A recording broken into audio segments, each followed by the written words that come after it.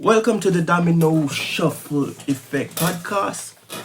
On my right, we got Caleb the Juggernaut. Further right, Kareem the Super Athlete. Right is Special Ops Fidel, Master Troy, and India's greatest batsman that never was. No. Here you go. Show them your bats, man. He's made lots of centuries in his dreams. Yeah, man. Street cricket on the centuries with this one. Alright, so before we get started, let's quiz this man and the recent outcome in the World Cup. What happened? Yeah, I don't want to say we bottled it, but yeah, we bottled it. That's it basically. That's basically, yeah. I mean, we won 10 games in a row, come to the finals, just didn't live up to it. Australia, obviously, they're like the United of Premier Leagues. Well, old United anyway. Real Madrid of the Champions League. It's just heritage, innit? When it comes to the big games, they win. So, yeah, it was painful. I was watching with my friends. The whole room was just silent. We know we were going to lose. Every bound was just going in, and I was just like, yeah, it's just going to be long. We hit the pub afterwards as well. we hit the pub. The worst thing, them mans win every single game up to that point, and then lose when it matters. Yeah. Painful. Obviously, 20 years ago when I was in India, I was watching the 2003 finals, India-Australia. We lost that finals as well, World Cup. 20 years later, same pain. Different countries, same pain.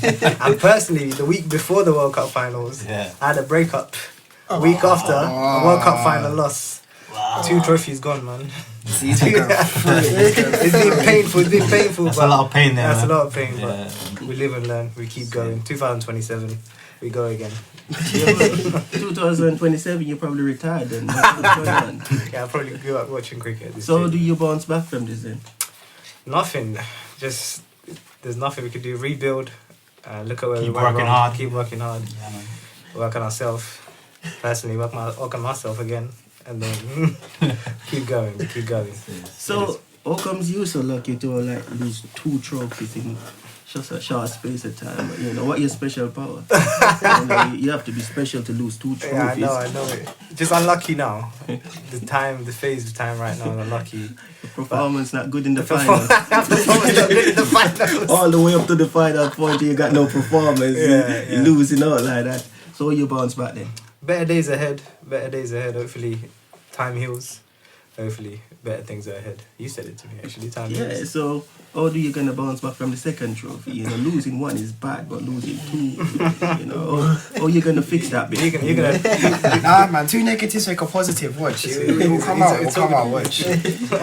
But he's still a negative.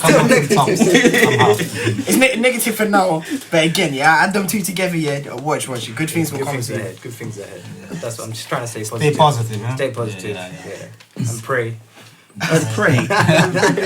So how does that work? You know, you make God look biased. At the end of the day, 2 lots of people praying for the same thing. That's favoritism, isn't it? I think God doesn't exist when it comes to that point. He was like, you know what? I'm going to sneak out to this and let them fight it out. Somebody not yourself. Yeah. Hopefully. So how can I ask you, how was it like growing up back home in, you say from India, innit? Yeah. As a child growing up. It was great, amazing. Obviously, big family. We always live in a big. I used to have my uncles, aunties, cousins. We all lived in the house, same house, and obviously all my friends in the same street. We just come out, play cricket, street cricket. That's mostly our life, really. Yeah. And obviously, big difference to coming here. Just my mum and dad here, so. Big family back home and coming here is just 2 people. So yeah, life was amazing, happy. Well, what was the experience like? Was it like a shock for you coming here? Yeah, it was a big shock. Obviously, it's still kind of culture shock when you think about it. Let's go back a little bit because we're jumping further. Yeah. What's so special about India in the early years? That's what I'm interested in. I'm looking at as a tourist, and I want to go there. Sell India to me, man. Selling, busy, good food. You know, come on, list some food, man, which is good because. I always recommend biryani. I like Indian food. But you never. When's the last time you had biryani? I went down to the roti and all that. Gandhi in Sandy. Yeah. I need to get paid for that. You know, that's free advertisement I just did right. Email them. Yeah. Yeah. You know, they got a set menu down there. Yeah. It's brilliant. Yeah. But anyhow, you tell me what the real thing is, because sometimes I'm thinking that maybe some of the Indian food we eat in here is counterfeit and not real. Yeah, the original. It's not original, yeah. Watered down. Some things like chicken tikka and stuff, you don't really get that back home. It's all made in Britain, you know. So Yeah. back home. When they get back home, you get the real thing, The the real original thing, thing. real Yeah, thing. yeah. You can taste the difference as well. Yeah. So is the only bread you have is naan bread? You know what? I love bread, you know. Yeah, So He's a bread man, yeah? It's a bread, man. I travel just There's for bread. more different breads. Like there's various different sections within India that do different type of breads. But See. obviously, Do you guys have hard-dough bread like we back home? Yeah, what bread are you? It's called hard-dough bread. It's this thick Hot dough bread. hard Yeah.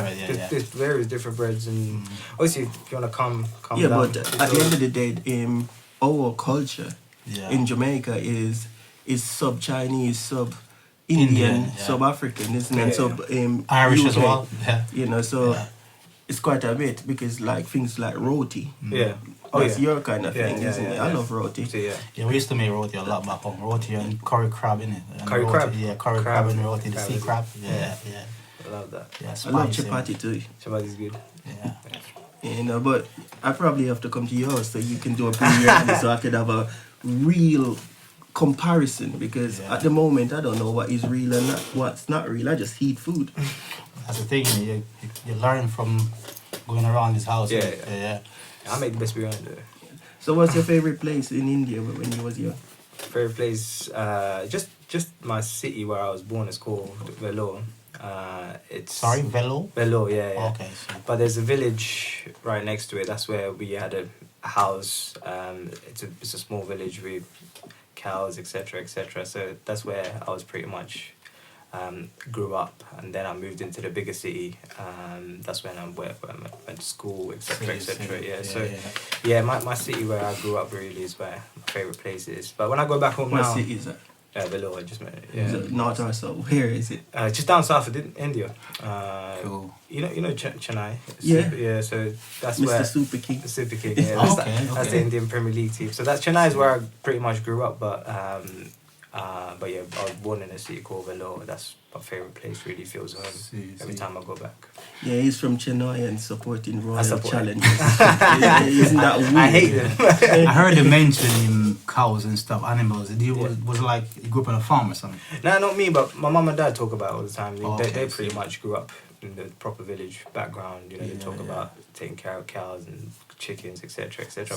See. But yeah, by the time I grew up old, I went into the inner city, and my life is completely different. But yeah, I still love going back to villages and stuff. It's a Yeah. completely different experience. It's the same thing like us as well, innit? 'Cause for me, I was born in Kingston, in Yeah. Jamaica, but as a young lad, I went to the country. I spent like 6 years. That was the best time of my life. Grew up Yeah. in the country, Yeah. yeah. But we have all the farmed animals, everything. We grew up around that, innit? Yeah. Yeah, tilting the soil, planting. We used to live off the land, basically. Yeah. So what Kingston live without the bias, you know, because we all biased to our little spot and we always say all kind of stuff. Well, you know, with Kingston, the difference with Kingston, because even when I used to leave the country to go to Kingston, it's like when you go to Kingston, like you go to a foreign country. That's how you see. Yeah. Because you know, what I mean, the language is slightly different. 'Cause in the country, well, you know, patois is like our native language. Yeah. So it's like deeper in the country, but in Kingston, you go there, it's like a bit refined. But people used to like when you go to Kingston, they used to be like you're going to another country. So I used to be like excited as a kid. After school, the school holidays, and your grandparents take you to Kingston. It was a good experience. So what part of Kingston you from then? I'm from the slum, the ghetto, in a place called Painland, 3 Mile, innit?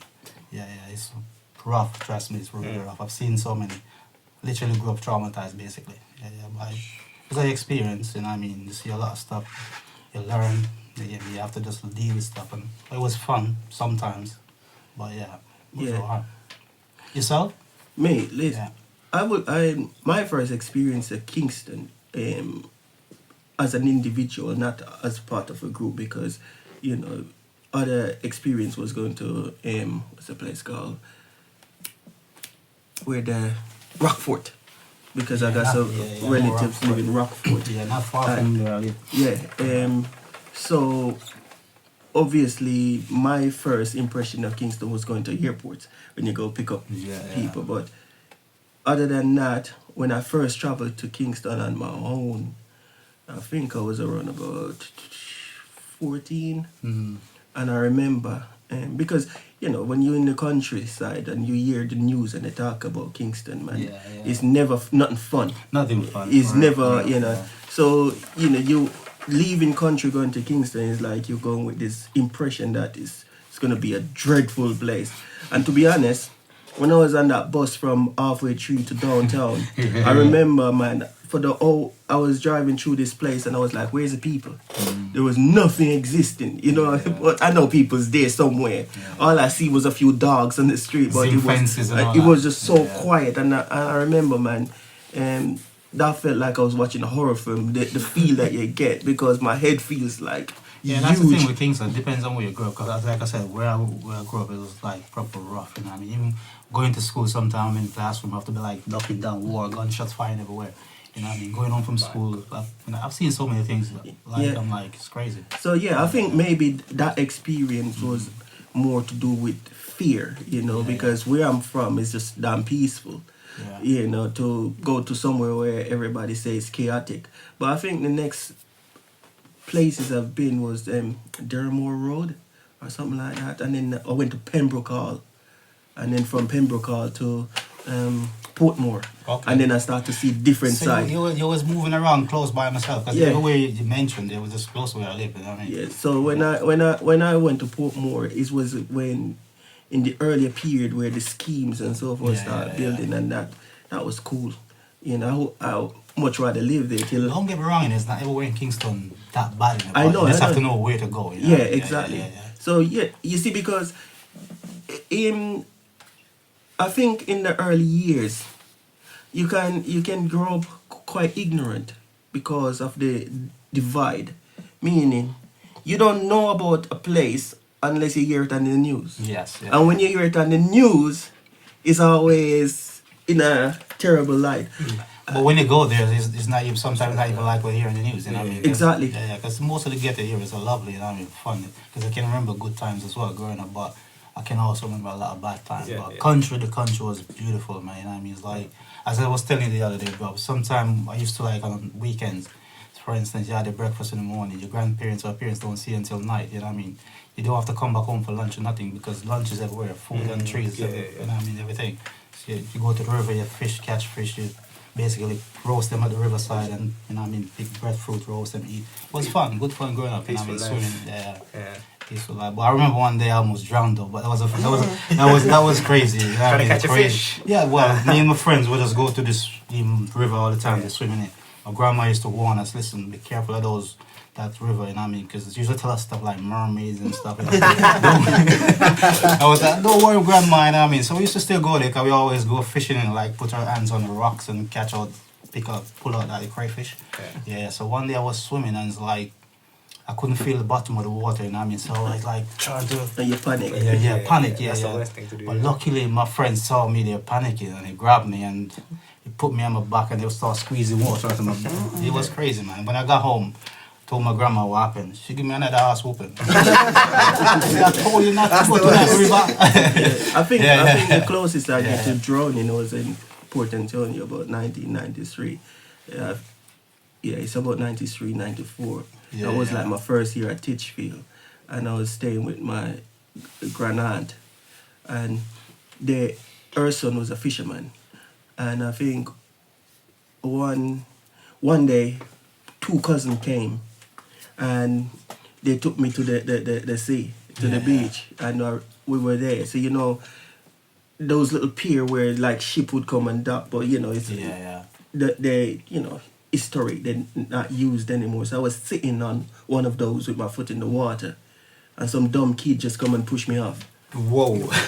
Crazy. And to make matters worse, when I mean dumb, it was dumb. He can't speak. Oh, see, I thought it was just dumb. So it's dumb both ways, and then and it's so I keep sinking and going back up, sinking and coming back up, and then my cousin saw me, and then run and come drag me out. And then the hassle after that, pardon my language, he decided to extort me, man.